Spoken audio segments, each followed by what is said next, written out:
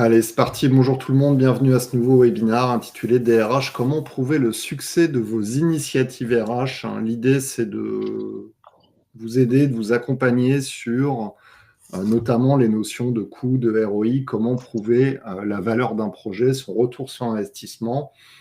On sait que dans la fonction RH, c'est une problématique, hein, récurrente sur certains projets.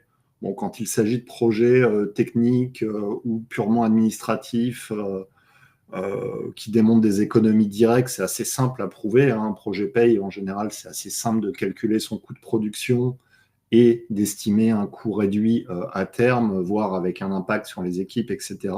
Par contre, quand on parle de talent management, de gestion des compétences, de learning, ben là, on sent qu'au niveau RH, il y a toujours un petit peu plus de complexité. Vous êtes toujours en train de vous demander comment je m'y prends, comment je vais réussir à prouver à mon DRH ou à ma direction la valeur ajoutée vraiment, j'allais dire presque financière de ce projet. Et donc Olivier, ce matin, va nous apporter quelques éléments d'éclairage. Olivier, je te laisse te présenter. Bonjour. Bonjour Christophe, bonjour à tous, bonjour. Donc je m'appelle effectivement Olivier Lagré, je travaille chez Cornerstone, venant du monde du conseil en organisation, Christophe. Donc tu vois, Quelle horreur. déjà, avec, oui, quelle horreur, avec une, avec une mission, une responsabilité particulière chez Cornerstone, c'est d'aider nos clients, actuels ou futurs, à justement faire la démonstration de la création de valeur qu'ils vont apporter à l'entreprise en investissant dans une initiative talent avec notre plateforme dedans. Donc voilà. Donc tu as parlé de ROI, tu as parlé de business case, bah, c'est mon quotidien et c'est effectivement ces retours d'expérience-là que j'ai grand plaisir à partager avec vous aujourd'hui. Génial. Donc on va se focaliser, hein, on a quelques slides, hein, il y en a pas beaucoup, mais pour que vous puissiez suivre un petit peu le raisonnement. La première question, est-ce que la gestion des talents, c'est important? Olivier, quelques chiffres, quelques éléments de réponse? Ben, en fait, c'est la première chose. C'est-à-dire, donc, du temps où j'ai été consultant en organisation, en management, je m'occupais de conduite du changement chez Deloitte, notamment pendant une dizaine d'années. Et donc, très souvent, la première question avant à se poser, c'est pourquoi est-ce qu'on fait tout ça? Moi, j'aime bien souvent d'ailleurs poser la question, et ça peut être une pratique utile pour ceux qui nous écoutent. Quand un projet commence, je demande souvent à la personne qui m'a demandé de faire un truc, qu'est-ce qui s'est passé la veille du jour où vous avez décidé de lancer un projet, ou qu'est-ce qui s'est passé la veille du jour où vous m'avez appelé? Et souvent, ce déclencheur-là, il est utile. Et donc, c'est vrai qu'une des premières choses à faire, je crois, quand on est dans cette responsabilité de vouloir faire avancer un dossier, vouloir faire avancer un projet. On a perdu Olivier. Eh ben, il va revenir. On va attendre quelques petites secondes, un petit problème technique.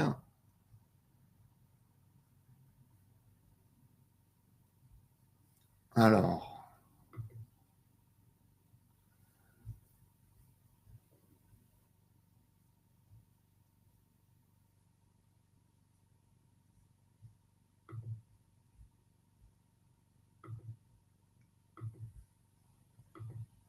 en attendant, vous pouvez me dire ce que vous venez chercher sur ce webinaire. Est-ce que vous avez des projets actuellement et est-ce que vous arrivez à démontrer la valeur des projets, c'est-à-dire à les vendre en interne?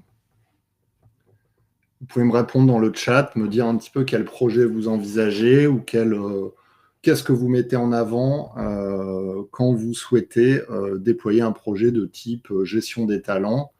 Euh, Quels sont les critères qui vous permettent vraiment de le valoriser et de le vendre aussi bien à la direction, au manager, etc.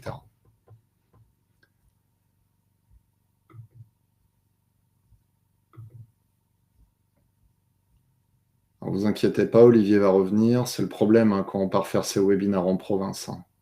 On perd du débit, hein.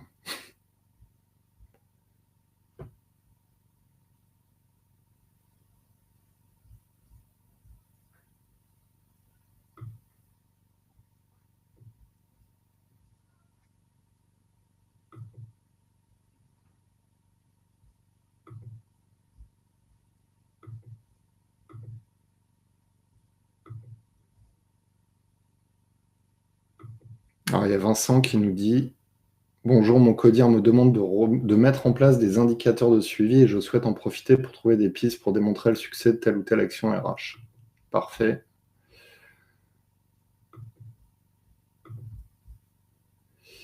Didier nous dit avoir les outils financiers pour vendre un projet à la direction générale.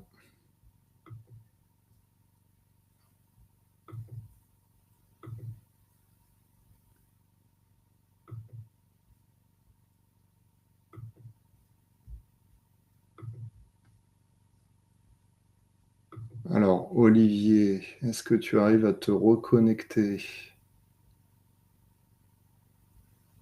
Est-ce que là, vous m'entendez? Oui, on t'entend.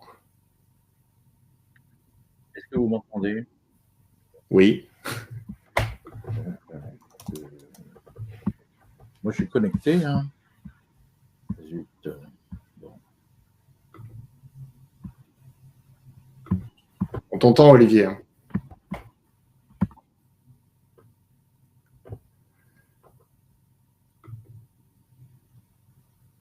Alors,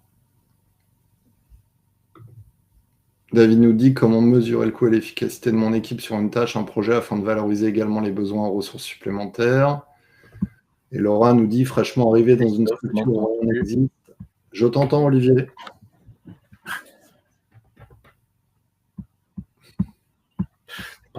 Bon, ben, je ne sais pas faire, moi. Alors. On t'entend, hein?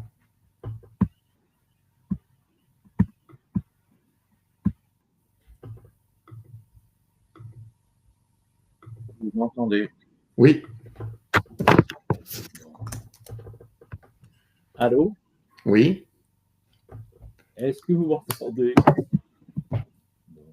Bon, on inaugure avec Olivier. Donc on m'entend. Christophe, tu ne m'entends pas? Si, je t'entends.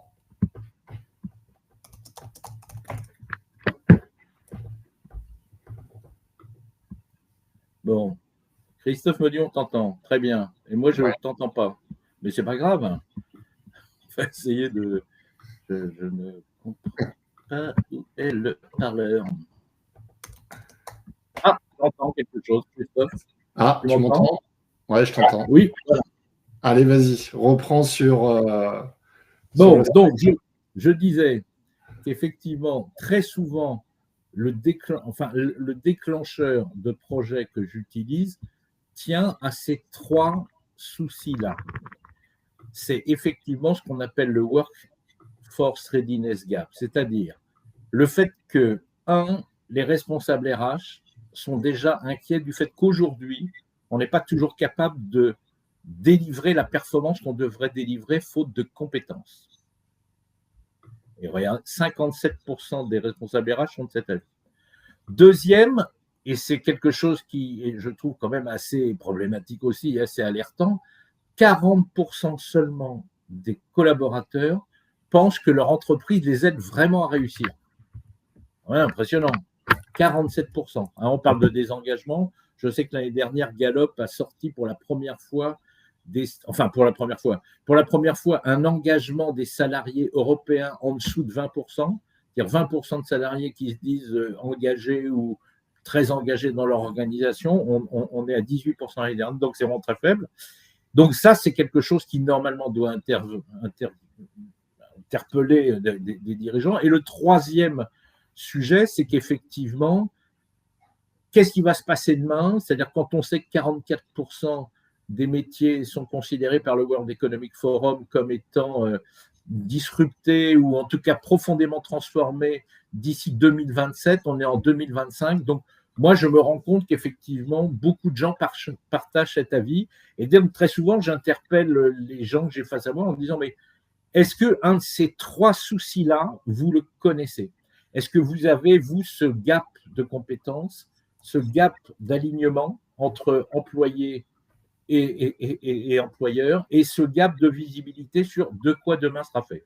Donc, c'est quand même très important, je crois, d'amener déjà, avant de parler de la solution qu'on apporte, les gens à se mettre d'accord sur quel est le problème. Voilà. Donc, voilà une façon d'aborder les choses.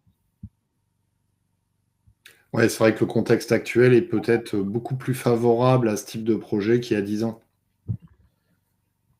Euh, j'ai l'impression que, chaque époque a connu ses grandes catastrophes. Enfin, tu sais, voilà, moi, je suis commencé à m'intéresser à la technologie il y a 25 ans quand Internet débarquait dans les organisations. Et effectivement, il y avait déjà des oppositions entre ceux qui pensaient que oui, bon, bah, Internet, c'était Ouais. rigolo pour s'amuser 2 secondes, et puis deux qui t'expliquaient au contraire que Internet, c'était le slogan, par exemple, d'un grand éditeur américain dirigé par Larry Ellison et qui s'appelle Oracle, où je travaillais il y a 25 ans, dont le slogan était Internet change tout. Et alors, je me souviens très bien qu'à l'époque, bah, il y avait aussi des sceptiques. Il y avait déjà des sceptiques qui disaient oh, Internet change tout. Est-ce que vous exagérez pas? Est-ce que vous n'exagérez pas un petit peu quand même en nous racontant ça? Donc, c'est un phénomène qui est pas nouveau, quoi. Non, mais je veux dire, il est beaucoup plus ancré aujourd'hui parce que, comme tu le dis, on a eu la révolution Internet, on a eu ensuite la révolution digitale et aujourd'hui, on arrive dans une révolution IA. Donc, en fait, comme on cumule Oui, ces expériences, ça s'est un peu démocratisé dans les mentalités. c'est tout à fait ça. Tu as raison de dire qu'effectivement, ça s'est à la fois démocratisé parce qu'il y a eu beaucoup d'évolutions technologiques dont chaque individu a profité dans sa vie quotidienne. Enfin, il faut se rappeler que voilà, le premier iPhone, c'est de 2007. Donc, c'est quand même pas d'hier matin, quoi. Ça fait déjà un moment. Et que pour autant, la mobilité que ça permet dans le fonctionnement des organisations est déjà venue s'accumuler et compléter d'autres innovations technologiques qui avaient eu lieu. Et c'est vrai qu'au niveau de l'entreprise, il y a une espèce de sédimentation de toutes ces innovations qui fait qu'il y a un temps d'absorption, un temps de compréhension de ce que ça change vraiment et de temps de réfléchir à quoi ça va ressembler la vie désormais et comment faire en sorte de ne pas être en retard la prochaine fois que ça bougera, qui fait que ce sentiment d'urgence, puisque c'est ça notre sujet sur comment prouver le bienfait d'une initiative talent, ce sentiment d'urgence, je crois, il est de plus en plus facile à trouver et il y a des chiffres absolument partout, quoi. Voilà. Donc, voilà un bon déclencheur, quitte à, pour le coup, soyons pratiques, à trouver des indicateurs qui ont du sens chez vous. Donc, chez vous, si aujourd'hui, voilà, qu'est-ce que c'est que, comme dirait le parrain, les cailloux dans votre chaussure? Qu'est-ce que c'est que les cailloux dans la chaussure de votre organisation? Qu'est-ce qui s'est passé la veille du jour où vous avez décidé de lancer une initiative talent? Voilà. Donc, ça, c'est le premier temps. Et le deuxième temps, c'est rapidement montrer qu'on propose une voie qui a déjà fait ses preuves de façon quantifiée. Donc, nous, aujourd'hui, notre flux de discussion sur à quoi bon lancer une initiative talent, nous chez Cornerstone, c'est plutôt de dire, est-ce que vous souffrez d'une façon ou d'une autre de ce Workforce Readiness Gap? OK.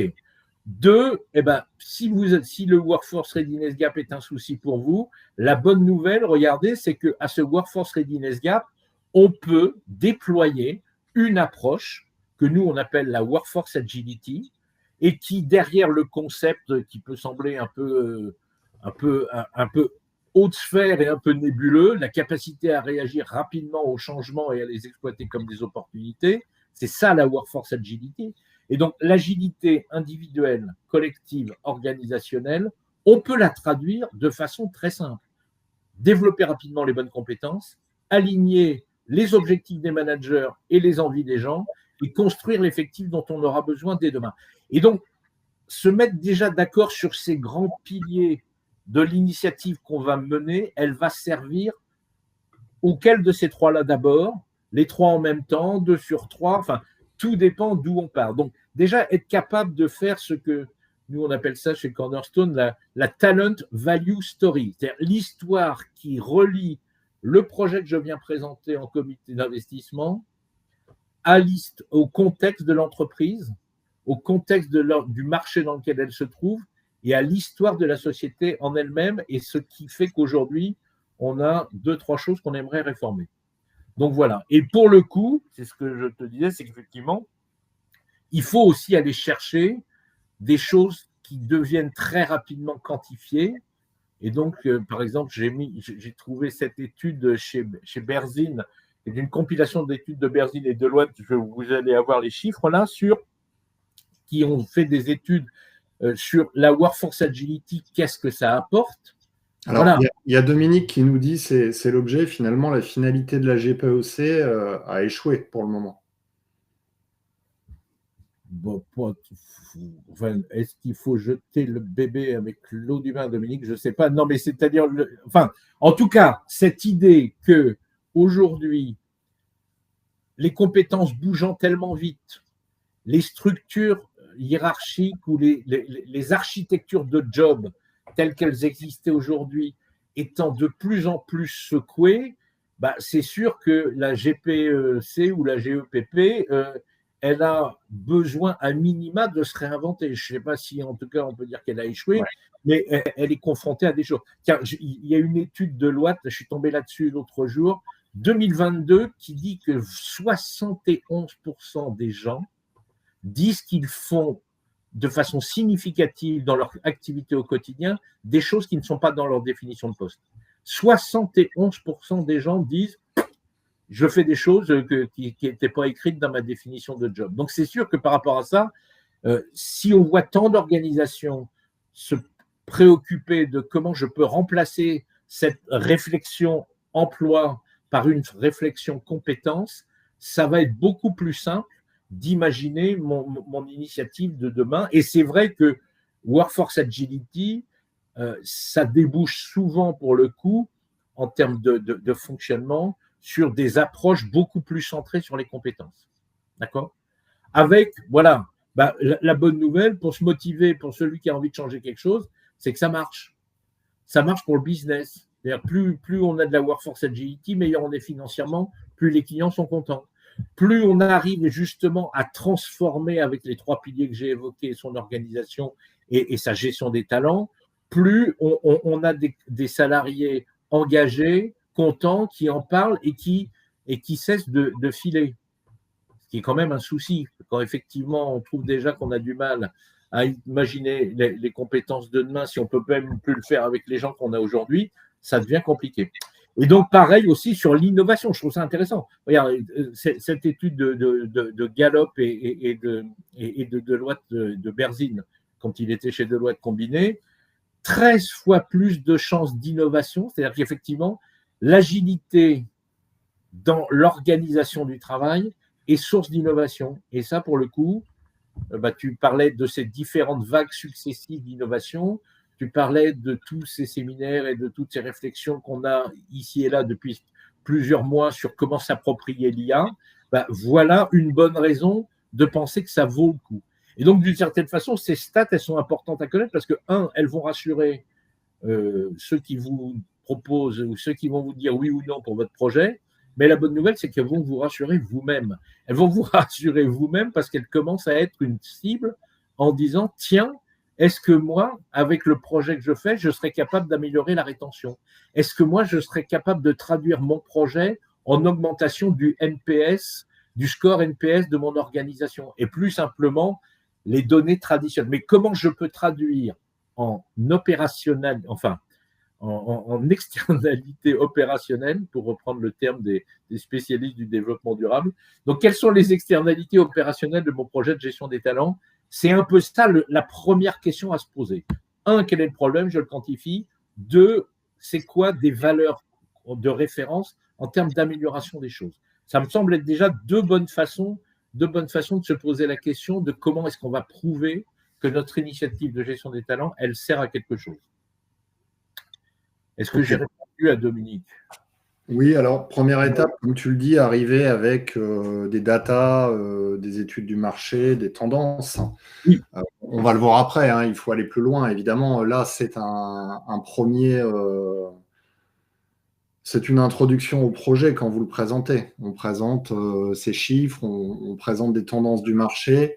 On en avait discuté entre nous, Olivier, et on va y venir. C'est aussi intéressant de présenter des REX, d'autres entreprises qui ont mené les projets avec des vraies mesures de résultats. L'idée, en fait, c'est vraiment de se dire, sortez un peu la tête du guidon regardez un peu ces études nationales, internationales, pour voir ce que les projets ont donné. Regardez aussi ce que font les entreprises autour de vous et comment elles ont performé ou comment elles se sont plantées. Il faut regarder un petit peu les business cases, les bons, les mauvais, et voir un petit peu ce qui a fonctionné, ce qui n'a pas fonctionné, finalement, pour avoir un dossier beaucoup plus solide à présenter à votre direction.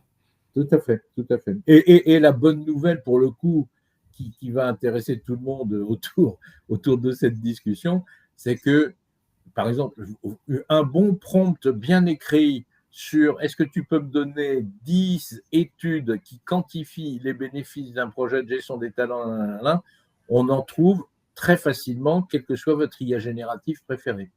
Et donc, il y a quand même déjà des premières pistes, il y a des modes de recherche qui se sont aussi considérablement améliorés, en plus des traditionnelles études de Davos, de Gallup, de Deloitte et des choses comme ça. C'est-à-dire qu'on a aussi quand même des moyens de collecter de la donnée et du benchmark qui me semble être ces derniers mois beaucoup plus puissant que ce qu'on avait avant. C'est beaucoup plus facile aujourd'hui de faire une recherche sur le ChatGPT que de faire une recherche sur Google. La plupart des gens ne savent pas chercher sur Google ou le font mal. Donc, ils ne trouvent généralement pas les bonnes informations. Sur ChatGPT, c'est beaucoup plus simple aujourd'hui. Et que tu dis faire un bon prompt, ça devient de plus en plus simple de prompter. Ça s'est quand même largement simplifié là en 6 mois. Donc, c'est très simple, d'autant que ChatGPT a ouvert son algorithme à la recherche web. Alors, qu'attend-on de vous et de votre équipe en matière de KPIs ? Ça, c'est un vrai document que j'ai utilisé pour faire réfléchir la direction de la formation d'une grande compagnie aérienne française qui se posait la question, effectivement, comment est-ce qu'on peut améliorer nos tableaux de bord et notre capacité à converser avec les managers, avec le comité de direction par rapport à ce qu'on a. Et donc, pour faire simple, l'idée, c'est que ça fait quand même beaucoup de temps, d'années qu'on est très fort pour expliquer la colonne de gauche. C'est-à-dire mesurer la qualité de ce qu'on fait. Bon, c'est déjà absolument essentiel. Mais le point, c'est que on a moins quand même le réflexe. Enfin, en tout cas, moi, ce que je constate, c'est que il y a beaucoup moins quand j'arrive face à une équipe pour l'aider à construire un business case. Il y a beaucoup moins de travail qui est fait sur la capacité à quantifier l'impact de la valeur produite. Et pour le coup, on parlait de données historiques. Moi, ce qui me sidère, j'ai regardé un truc l'autre jour, Christophe, je me suis intéressé bêtement à la question du modèle de Fitzpatrick. Tout le monde connaît le modèle de Fitzpatrick pour évaluer une action de formation. Est-ce que les gens ont été contents? Est-ce que les gens ont appris quelque chose? Est-ce que les gens s'en servent? Et est-ce que ça génère de la perf? D'accord? Tout le monde connaît le modèle, enfin, théoriquement en tout cas. Bon, et d'abord, peu de gens s'en servent. Moi, j'ai fait une étude il y a quelques années, quand j'étais chez Deloitte, j'ai fait une étude sur les universités d'entreprise. Et j'étais justement allé voir où ils en étaient dans la mesure de ça. J'étais à moins d'une entreprise sur 5 qui dépassait le stade de la mesure de l'acquisition. D'accord? Et j'étais presque à 80% des gens qui vous disaient de façon spontanée, c'est quoi mon premier critère de succès? C'est déjà quand les gens sont contents. Moi, je vois si les gens me disent qu'ils ont passé un bon moment ou qu'ils ont trouvé que le module était cool. Déjà, c'est pas mal. Bon, on est quand même à des années de ce que Kirkpatrick proposait, et c'est ça qui m'a surpris de te dire en faisant mon investigation, en 55. C'est-à-dire Kirkpatrick, son modèle, c'est quand même, enfin, vous vous rendez compte, ça a 70 ans. C'est un modèle que ce type a conçu pendant ses études, il y a 70 ans. Tout le monde reconnaît qu'il est, que c'est du bon sens de mesurer ces choses-là, et pourtant, c'est encore très, très peu fait. Et moi, je sais qu'effectivement, si ce travail d'accompagnement au business case que nous, on fait chez Cornerstone est très souvent utilisé par nos clients, c'est parce que très souvent, ils n'ont pas les ressources, ou ils n'ont pas l'expérience, ou ils n'ont pas le temps, mais en tout cas, ils ne le font pas souvent, quoi. Ça reste, je trouve, moi, très minoritaire. Donc voilà un peu ce que je peux dire sur la façon, sur le premier réflexe à avoir, c'est ne pas se contenter d'expliquer que ce qu'on fait, c'est bien, et de mesurer, mais être capable d'aller plus loin. Et ça sert à ça d'avoir commencé son projet par les problèmes qu'on avait envie de résoudre. C'est-à-dire, on avait envie de résoudre ces problèmes, c'est mes 3 gaps, là, mes Workforce Readiness Gap. Et est-ce qu'on a réduit le Workforce Readiness Gap pendant ou à l'occasion de l'initiative talent qu'on a menée? Donc voilà un peu pour moi quel est le bon fil de pensée et de réflexion. C'est vrai ce que tu dis, hein, même la plupart de mes clients avec qui je discute en learning, en général, ils vont mesurer le pourcentage de connexion, voilà, tous ces indicateurs qui sont très factuels, mais qui finalement disent pas grand-chose parce que tu peux te connecter à une session de learning et puis en même temps faire ta cuisine, quoi, sans même, tu vois, tu ne sais pas si la personne derrière a suivi réellement, si ça l'a impacté. Et généralement, il y a très peu de mesures de l'après. Je discutais avec une boîte dans le retail qui me disait « Ah, on a mis des learnings dans les boutiques, etc. C'est super, il y a tant de connexions. » Ouais. Et je lui disais « Mais quel est l'impact sur le business? Est-ce que ça vend plus? Est-ce que les inventaires vont plus vite ?» Enfin, des trucs très, très factuels. Et elle était incapable de me le dire. Et d'ailleurs, elle était incapable de se projeter et de se dire « Comment je vais mesurer ça, en fait ?» Donc, c'est même presque hallucinant parce que tu finis par te dire, OK, ils ont mis en place un outil, ils sont contents, il y a des connexions, ouais. OK, et on passe à autre chose. Oui, donc tu vois, c'est effectivement, c'est ce constat qu'on fait ensemble que, alors que les choses sont connues et même les choses sont comprises, c'est-à-dire qu'effectivement, tous ceux qui sont avec nous aujourd'hui, ils savent ça. Donc, la bonne question, c'est comment est-ce qu'on peut vous aider à faire en sorte qu'on le fasse plus systématiquement. Alors, donc, pour faire ça, par exemple, j'ai essayé de résumer sur les 12 derniers mois, moi, ce qui a été le plus présent dans les business cases que j'ai construits. D'accord? Et j'ai essayé de résumer 10 thèmes grâce auxquels des équipes projets ont réussi à mobiliser autour de leur initiative, d'accord? Des gens ont dit, ah ouais, ça c'est sûr que les chefs ont dit, si on arrivait à accélérer l'upskilling des équipes à l'occasion d'un projet, ça c'est une boîte de service, il m'a dit, je suis sûr que je serais capable de quantifier combien ça rapporte le fait qu'effectivement je sois capable de certifier beaucoup plus vite. C'était une société de conseil qui m'a dit, on a travaillé là-dessus. C'était une société de conseil qui m'a dit, si j'étais capable de certifier beaucoup plus rapidement et de faire monter en compétence beaucoup plus rapidement mes équipes, je les vendrais plus cher, je les vendrais plus vite et je gagnerais de l'argent. Et je suis capable de prouver ça effectivement à qui veut m'accompagner dans ce projet. Et ensuite, voilà, c'est cette double approche que nous on essaye. C'est voilà ce que je vais essayer de faire. Et voilà quel va être mon angle. C'est-à-dire, mon angle, j'allais dire, c'est quasiment un angle stratégique. Je pense que je vais accélérer l'upskilling parce que je vais améliorer l'expérience apprenant. Parce qu'effectivement, je vais faire en sorte que les gens apprennent avec plus de plaisir, plus d'efficacité, plus de rapidité. Donc, mais c'est toujours les deux. C'est voilà ce que je vais essayer de faire. Et puis, comme je suis quand même porteur d'un projet de gestion des talents, je fais le lien entre ça et mes initiatives potentielles. Le deuxième, je tiens à dire, parce que le deuxième, c'est si j'avais à faire un hit parade, comme on disait de mon temps, des critères de succès d'un projet, celui-là, il est toujours le deuxième, là, réduire le temps de montée en compétence des nouveaux arrivants, ce que les Américains appellent le time to productivity. Combien il faut de temps à quelqu'un pour être au niveau de performance qu'on attendait de lui quand on l'a embauché ou quand on l'a envoyé sur une mobilité interne. On a des stats là-dessus, on va faire un exemple ensemble, mais on a des stats qui sont très spectaculaires, c'est-à-dire qu'on estime qu'en moyenne, c'est de 5 à 8 mois qu'il faut à un collaborateur pour être au niveau de perf qu'on attendait de lui quand on l'a embauché. Je vous assure que si vous proposez votre initiative talent en disant, parce qu'on va améliorer le dispositif d'onboarding de telle et telle et telle et telle façon, on ambitionne que faire ce temps de montée en puissance, il passe peut-être de 5 mois à 4 mois et demi. 4 mois et demi, c'est pas beaucoup, mais quand vous recrutez 100 mecs par an, que vous faites gagner 100 fois 10 jours de production au niveau de performance, eh ben, les gens comprennent que 1000 jours de prod, ça a de la valeur. Et pour le coup, cette mécanique-là, sur celui-là, elle est souvent très efficace. Ensuite, il y a beaucoup de gens nous demandent aussi de travailler sur l'efficacité des équipes de formation.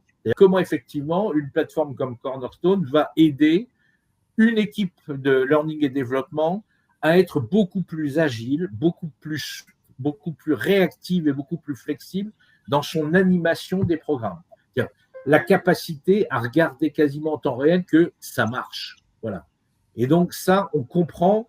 Et là, pour le coup, bon, ben voilà, quand on sait que effectivement, quand on a des benchmarks sur quel est le temps passé par une équipe à ajuster un programme de formation, c'est assez facile d'identifier et de quantifier de la création de valeur traduite en heures et en euros.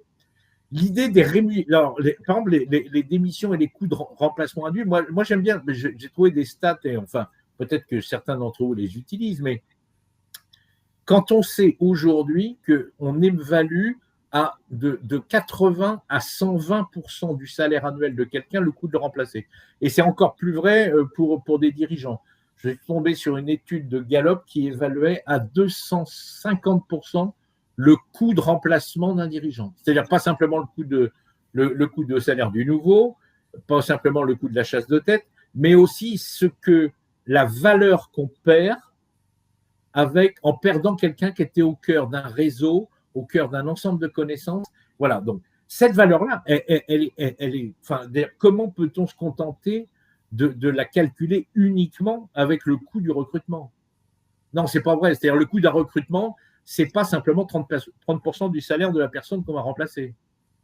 C'est tout ce qui va être à reconfigurer autour du fait que c'est une nouvelle personne qui va tenir le job et que l'autre personne qui avait construit des trucs, qui avait un capital connaissance, un capital relation, un capital commercial extérieur, par exemple, n'est plus là.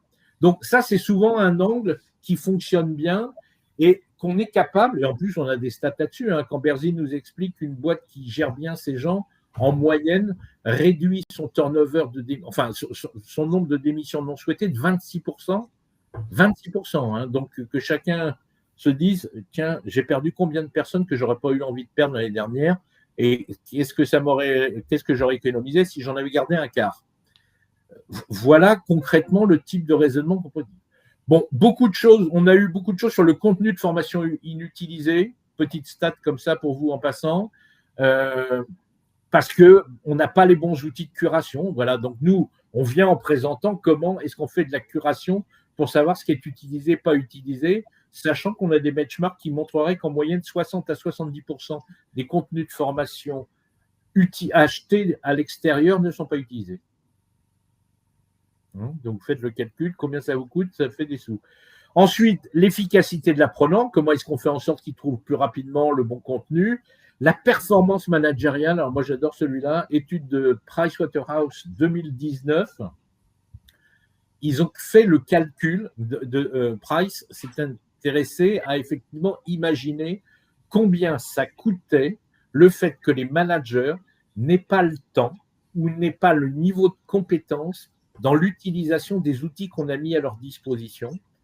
Et Price, dans son étude, qui est très très bien, ils ont créé une entreprise fictive et ils ont évalué ils ont appelé ça le coût de l'incompétence digitale. Pour un manager, le coût de l'incompétence digitale, ils l'ont évalué à 44 minutes d'inefficacité par jour par manager.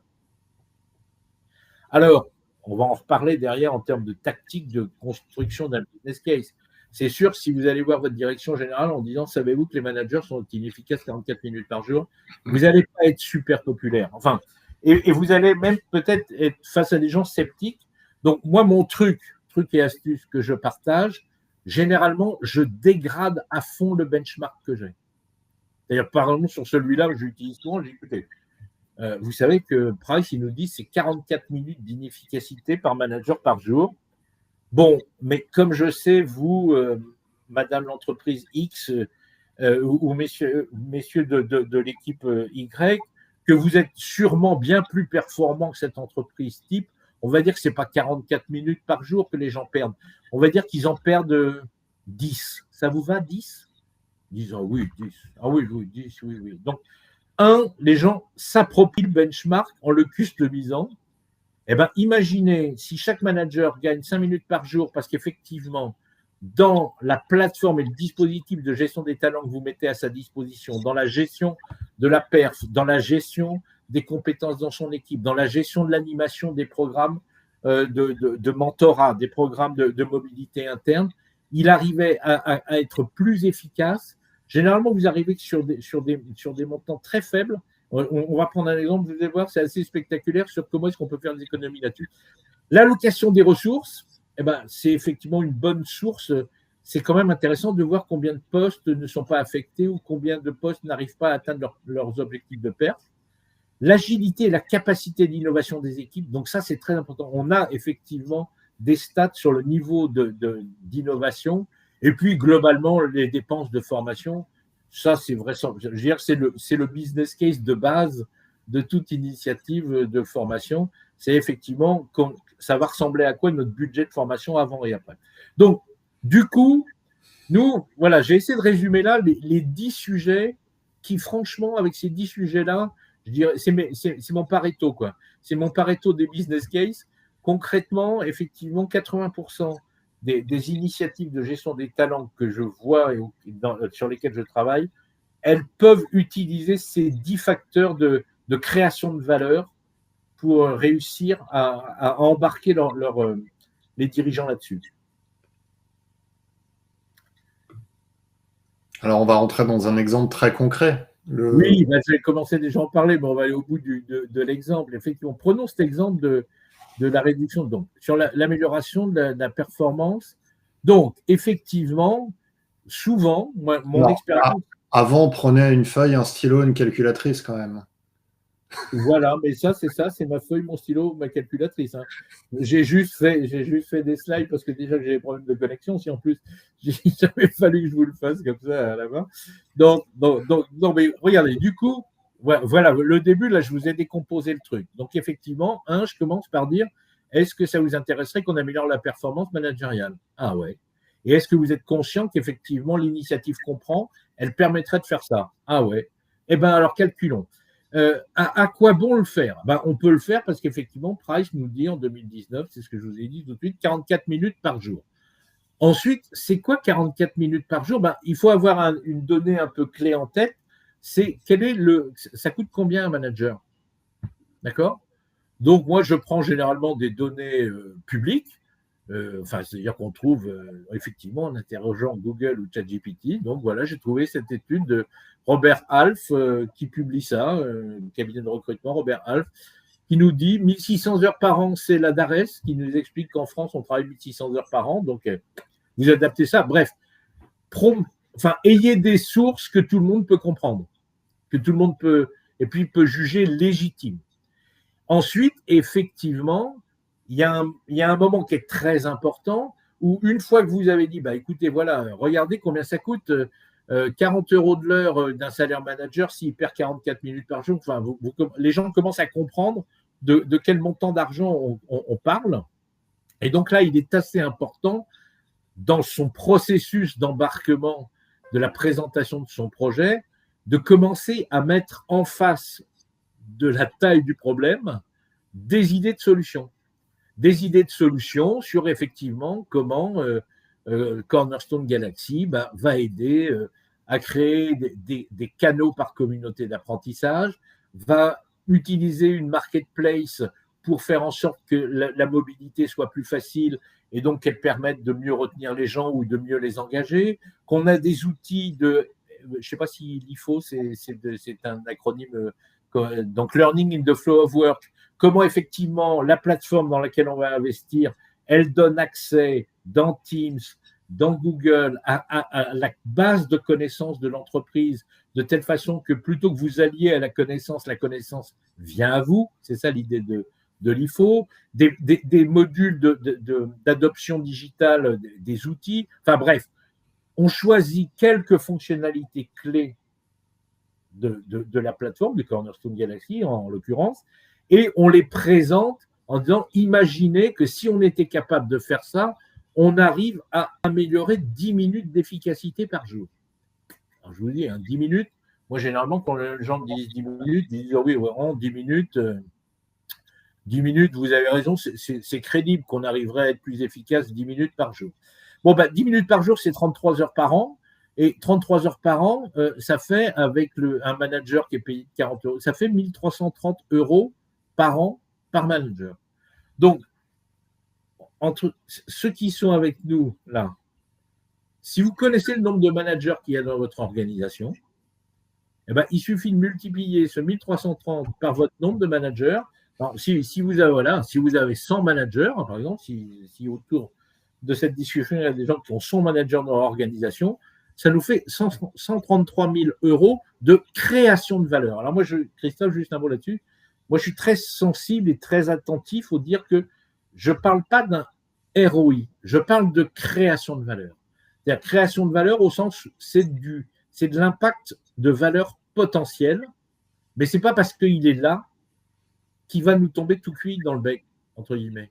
Il faut bosser, quoi. Il faut effectivement faire en sorte que, c'est-à-dire, et moi je le dis souvent, c'est-à-dire, par exemple, effectivement, une plateforme comme Cornerstone peut aider, mais elle ne fera pas tout à la place de ce mouvement qui va faire en sorte qu'effectivement, un manager, on va essayer de le réembarquer dans de nouvelles pratiques managériales, parce qu'effectivement, quand je dis, par exemple, une talent marketplace peut vous aider, si vous êtes dans une boutique dans laquelle les managers préfèrent tout plutôt que de laisser au reste de l'organisation les talents et les pépites qui sont chez eux, la meilleure plateforme du monde n'y pourra pas grand-chose. Mais la mauvaise nouvelle pour vous, c'est que vous aurez effectivement des salariés bien plus enclins à démissionner, à faire autre chose, ou même à faire du quiet quitting, que si vous jouez le jeu de la mobilité. Donc, ça veut dire qu'effectivement, oui, il y a de la valeur à créer, mais cette valeur, moi, mon conseil, c'est de jamais la présenter comme du retour financier dans ta poche dans un an. C'est pas vrai. Alors, tu peux la présenter. Ça peut être une ambition, ça peut être une valeur à aller chercher, ça peut être un phare à atteindre. Voilà, ça peut être un phare pour éclairer son action, mais c'est pas de l'argent comme ça tout de suite qui va tomber dans ta poche. Non, mais ça peut être intéressant à présenter comme un non consommé supplémentaire, de dire ok, c'est pas 133 000 euros de ROI, c'est 133 000 euros de création de valeur. On n'aura pas à dépenser en plus pour notre stratégie de rétention des talents. Exactement. Voilà. Et tu peux te faire quasiment un pot commun comme ça, création de valeur, rétention des talents, et jouer là-dessus. Ouais, tout à fait, tu as raison. Mais ça, là, pour le coup, on est vraiment dans une culture aussi d'entreprise sur qu'est-ce qu'on fait quand on fait des gains. Et là encore, hein, moi qui suis très vieux et qui aime utiliser les vieux modèles du passé, la théorie de la redistribution, c'est Karl Marx, le Capital 1863, c'est très bien expliqué. Mais ça veut dire qu'effectivement, l'organisation et le réformateur que vous êtes doit avoir réfléchi à comment dans ma boîte, on réalloue la valeur qu'on crée. Et comment je peux présenter mon projet, mon initiative par rapport à celle-là. Quitte à la faire bouger un peu, mais en tout cas, respecter cette historique de création de valeur dans l'entreprise. Top. Est-ce que ça vous parle, ce mode de réflexion? Je vois Estelle qui nous dit j'aime beaucoup la création de valeur plutôt que ROI. Oui. Est-ce que, il nous reste 2-3 minutes, est-ce que c'est des choses que vous pensez pouvoir défendre en interne, mettre en place cette façon de présenter les choses? Ou est-ce qu'il est 11h44 et vous êtes en train de vous dire est-ce que un sandwich, est-ce que je sors manger? Est-ce que ça vaut le coup? Voilà, est-ce que ça vaut le coup de sortir ou de finir le frigo, machin? Ophélie nous dit très pertinent.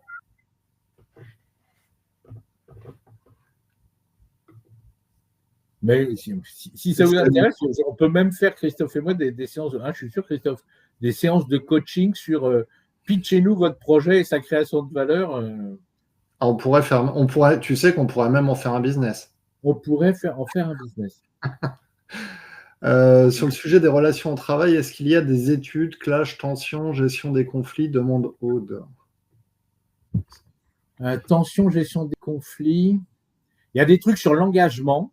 Et si on essaye de. Enfin, il y a des données sur. Il y a deux choses. Il y a des données sur l'engagement qu'on peut utiliser.